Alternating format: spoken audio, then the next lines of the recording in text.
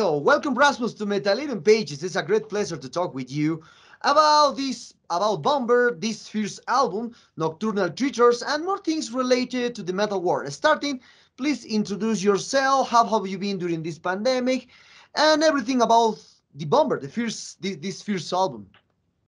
Absolutely. So my name is Rasmus. I'm the drummer from Bomber, and well, actually, we didn't suffer that much from the pandemic because we started recording the album right as the pandemic started, basically, or at least we started to work on the album. So we didn't really have that many shows that got canceled. We just stayed in our rehearsal room, wrote songs, and started recording demos, and then we went to the studio, of course, to record the album. So the pandemic didn't affect the band that much. Personally, of course, we've jobs and travels, but not so much for Bomber. Okay. I've been listening this new album Nocturnal Critters a few times to do this interview, and I noticed that this new album is the heavy metal stuff like the 80s, like nice this kind of stuff. So how what are you decide to lean down about this influence about to the heavy metal? I guess you could say that all of us in Bomber grew up with bands like Iron Maiden, obviously, and Judas Priest, Saxon, Dio, and whatever we try to write, that will always influence us a lot. But when we started writing songs for this new album, we listen a lot to big hit albums from the 80s, like Fleetwood Mac, uh, Kate Bush, and of course a lot of Def Leppard. Actually, Def Leppard was a huge influence when we worked on the album, both songwriting wise, but also production wise. Mhm. Okay, okay. So, I think you know, Bombers is a new band with this new album, and the band starts in 2016.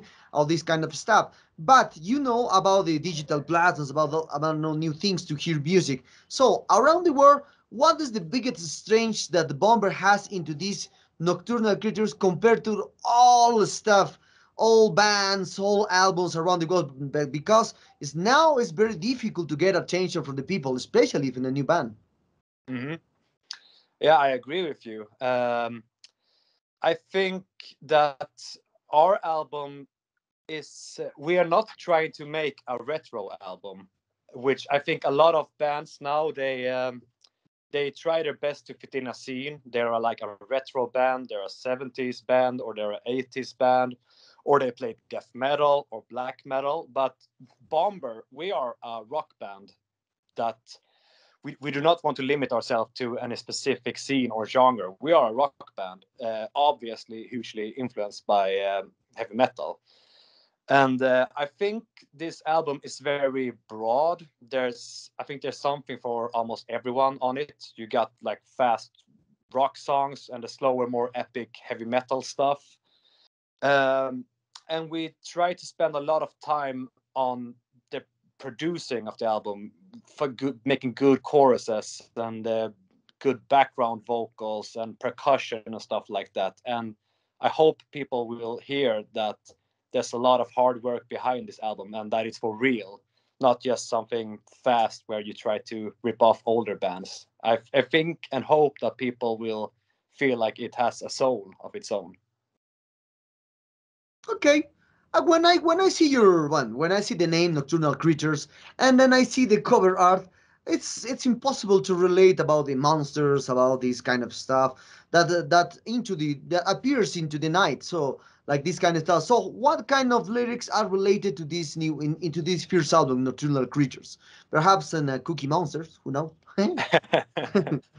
Yeah, I don't think there's any Cookie Monsters in the lyrics, but basically the the songs are about some of the songs are about personal stuff. We all went through pretty rough times when we wrote the album, so some songs are about heartbreaks and difficulties in life, and some songs are more fictional about great voyages and demons and stuff like that. But all of the songs are written in the theme of the night. So we basically use the night as a concept to express ourselves, both personally but also through fiction and stuff. So the night is like the everything is seen through the lens of a nocturnal creature. Mhm. Okay, and why do you decide to use this name Zarathustra into the second song of this new album? Because it's very curious. You said nocturnal critics, but Zarathustra is far away about this concept.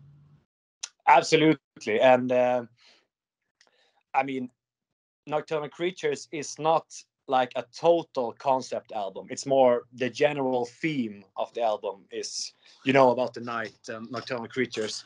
The song Zarathustra was one of the first songs we wrote for the album, and we really wanted to do a cool, big, pretty fast rock and rolly opener. And lyric wise, it's a lot about rising to the occasion and becoming something bigger than your normal everyday life. And we find some inspirations from Nietzsche's Thus Spoke Zarathustra. It's loosely inspired by that, but also from Zarathustra, the Iranian philosopher, who was one of the first philosophers ever. So the night is more of a loose concept, and obviously the lyrics in Zarathustra can also be seen as something that is happening in the night. Mhm. Okay, nice to hear that. So now we will talk about other kind of stuff into the metal world. Cause as I said, digital performance is a huge success now. And if you want to change music, you want to share music with new people, this kind of stuff. But a counterproductive thing that this digital platforms brings to us is that with these within new people of 15, 20, or perhaps 25 years old, they want to listen just one, two, three songs in the digital platforms. And so, why do you think the albums doesn't have the same impact compared to the 60s, 70s, 80s, and 90s? And why? And why do you recommend these nocturnal critics to listen all the stuff in one way, and not just pick perhaps Fever Eyes, the Black Pen Magics, the Tiger, or Hungry for Your Heart? To answer your first question, I believe that in the 70s or 80s, imagine being a teenager spending all of your allowance on buying the new Iron Maiden record that you've been waiting for a year, and when you finally get it, obviously you want to hear all of the songs again and again because it's so good. But nowadays, as you say, there are so many good bands. It's impossible to hear everything, and I think that people's attention span has just gotten worse, um, in the same pace that there's more music, and it's so easy to find new music nowadays. So I think it's still important to make albums, but I think that people generally more listens to the hits nowadays. But when we started working on Nocturnal Creatures, we immediately pictured it as an LP, a vinyl. And so we thought about what songs should be on the A side, what songs should be on the B side, how do we make the album interesting all the way. So obviously you should listen to the whole album, not just a couple of songs. Obviously, that's the best way to do it. Mhm. Okay, okay. So the one, well, now you say you know about the digital platforms, the new way to hear music, this kind of stuff. But one thing that can show a few years, I think years now, is that the revival of the vinyl, because many bands around the world are releasing their last albums in vinyl. So what do you think about the revival of the vinyl? And for you, what is the best way to hear the music? Vinyl, digital platforms, the tape, or the CD? Yeah, obviously, I think it's cool that vinyl has gotten a comeback. I always collected vinyls, and I think it's the coolest way to experience an album, mainly because you get the cool artwork with it and big artwork. And I feel like playing a whole album on an LP is better than on a CD because that small pause you get when you have to switch side is like it's almost like a healthy breathing pause when you start over and you turn over the album and you start over again. I think that's a cool thing. But I don't think that will ever be as big as it used to be. I think people think it's cool because it's something old and nostalgic, but I think people are gonna listen more and more digitally. Unfortunately, because it's the easiest way. But I love CDs as well. I got plenty of CDs. I think CD is a really cool format, and I think on a CD it's like a pretty good compromise. You get the cool artwork, you get the whole album, but it's obviously smaller and easier than an LP, and you can play it in your car. Yes, yes, yes. So, as I said, no, Bomber is new band. But the one thing that kept my attention about this nocturnal creature is about that you are releasing this new album through Napalm Records, one of the biggest labels into the metal, hard rock, or alternative metal around the world. So how was the deal with them to release this new album? Because it's a huge successful for the band with a big label in the first album. That's amazing. Mm, thank you, and we are really happy about that. So basically, I mean, we really wanted to do a really big and really great album from the start, and we had really high goals all the way. So somewhere in like mid recording of the album, we chose a couple of songs that we thought represented the album pretty good, and we did a fast mix of them, so they sounded really good. And we want to send them to different labels that we thought were cool. And by then we had already taken like new cool band photos. We of course had the band name Bomber ready and the logo and all of this, and we really tried to deliver it as a package to labels. Like, you should sign us because you don't have to work anything. The album is done, the pictures are done, the band name is done. We even had the cover art for Nocturnal Creatures done by then. So I think Napalm got pretty impressed by that. They thought the songs were great and they sounded good and everything looked cool. So it was a really fast deal actually. I sent Napalm a link with the songs and everything, and around 20 minutes after that, I got a response from Sebastian at Napalm, who basically has told me, "This is really cool. We should have a meeting right now. This is great." And yeah, the rest is history. So we're really happy about that, of course. Great label. Okay. Okay. And as I said in the previous question, I told you that the new bands are a lot now. So there's a lot of new bands around the world.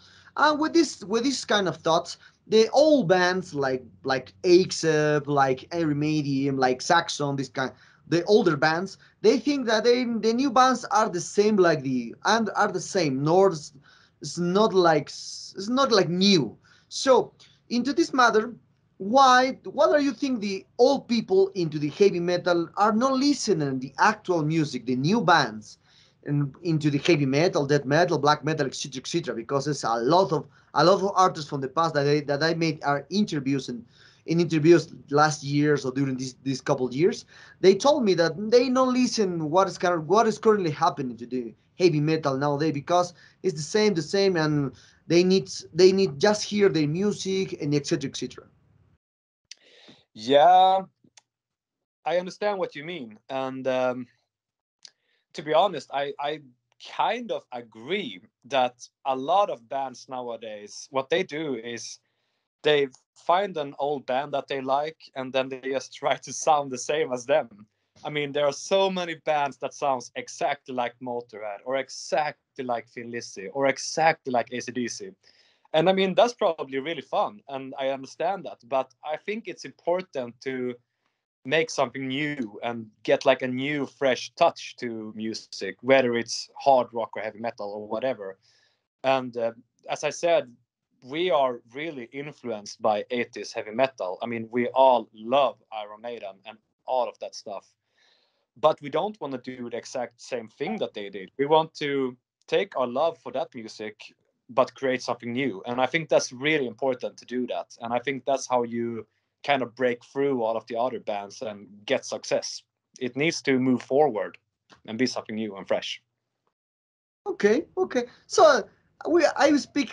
I will speak about one person in as like this person is talking about this matter because when we did last year an interview with Olaf from Enforcer, and Yes. he comes from Sweden. So they told us that the new wave of new bands with heavy metal, they are boring. There is something like that, and he is the only. Oh, bueno, Enforcer is the only band that brings new things into this heavy speed metal, well, heavy speed from the 80s.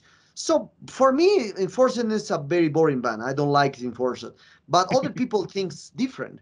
They are the new kind of the new way of new Swedish heavy metal. So what do you think about this thought about this Olof? These new bands are boring, and he is the only band that brings new things to the heavy metal or speed metal world. Yeah. I like Olof and I love Enforcer. I think that was pretty funny. Um, no, I mean, as I said, I kind of understand him. It's the same in the new wave of heavy metal. A lot of bands do sound exactly like they always have. And Enforcer used to do that as well on their first album, to me at least. And I think that it's the same in hard rock. A lot of people are just going on the trend. There's so many bands right now that try to sound like Black Sabbath and all of that. And maybe Enforcer isn't like the best example of someone bringing something new, but I kind of understand what he means. And I listened to, I think it's their latest album, which I thought was really cool just because it sounded really old school, but at the same time, it sounded really fresh and like something new. So I kind of understand what he means. And I think we are trying to do basically the same thing. Like, we want to take our old influences and the music that we love, but bring something new to the table. Mm. Okay. Oh, we are very close to end this interview, Rasmus. Mhm. And what are the future plans that the band, but that the Bomber has for these nocturnal creatures? Perhaps a Latin tour here. Who knows? Because this new revival of heavy metal is around the world, and an European tour, new videos, this kind of stuff. Obviously, we just released two music videos, and who knows, there might be a third one coming soon. Um, and we're gonna release the album now in the 25th of March. And we have some festival shows planned. We recently announced a show at the Sweden Rock Festival, stuff like that. We are working on touring. Nothing that I can speak about yet, but we are working on it. We want to get out and play some more music, and we obviously want to go to South America and America in general. And I guess we want to write a new album. So we got a lot of work to do. Okay. Okay. So talking about one special matter, perhaps you hear about the synesthesia. No, Synesthesia. Okay, synesthesia is when a person smell odors, feel tastes flavors, and see colors when they listen the music. yes, So yes. if we try to relate this concept with this abstract concept, with the nocturnal creatures, what kind of odors, smells, and tastes and colors that the listeners will find into these nocturnal creatures? Oh, that's a really good question. I think it's a really blue album. That's why we use so much blue on the artwork and stuff. It's a blue album. Um, and I think it tastes like like a really late night glass of red wine. That's how it tastes like. Like, it's kind of cozy, but at the same time it's pretty dangerous. That maybe the last glass of wine of the night. That the one that you maybe shouldn't have because it's a bit too dangerous and you might be a bit hungover, but it's also really, really great. Okay, okay. Well, thank you very much for that answer. So, well, Rasmus, the sad times arrived at this interview. I hope you enjoyed this one as I did, and thank you very much for your time. This new album, congratulations for Nocturnal Critic. It's a great Thank one. you. So, do you want to add something to your new fans here in Latin America and Metallerium readers? Just thank you very much, and I hope that you will like the album, and we will try to come and play for you as soon as possible.